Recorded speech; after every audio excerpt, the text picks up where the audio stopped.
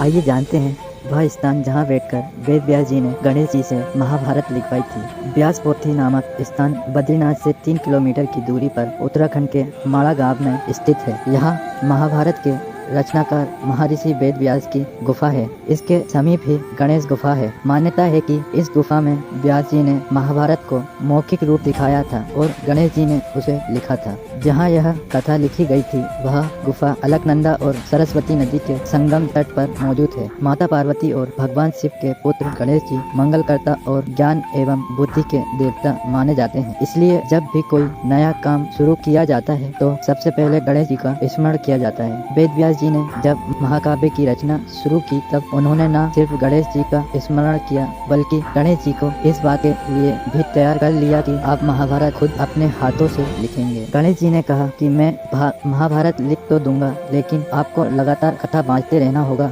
अन्यथा यदि आपकी कथा रुकी तो मेरी लेखनी तो रुकेगी ही तथा मैं लेखन का कार्य भी छोड़ दूंगा, फिर आपकी कथा पूर्ण हो या अधूरी। कहते हैं व्यास जी ने भी नियम का पालन किया। पहले महाभारत का नाम जय गाथा था। कहा जाता है कि यहाँ स्थित गुफा में रहकर वेद व्यास जी ने सभी पुराणों की रचना भी की थी। व्यास गुफा को बाहर से देखकर ऐसा लगता है मानो कई ग्रंथ एक दूसरे के ऊपर रखे हुए हैं, इसलिए इसे व्यास पोथी भी कहा जाता है। माना जाता है कि उत्तराखंड में अवस्थित पांडुकेश्वर तीर्थ में अपनी इच्छा से राजा राज्य त्याग करने के बाद महाराजा पांडु अपनी रानियों कुंती और मदरी संग निवास करते। इसी स्थान 5 पांडवों का जन्म हुआ था।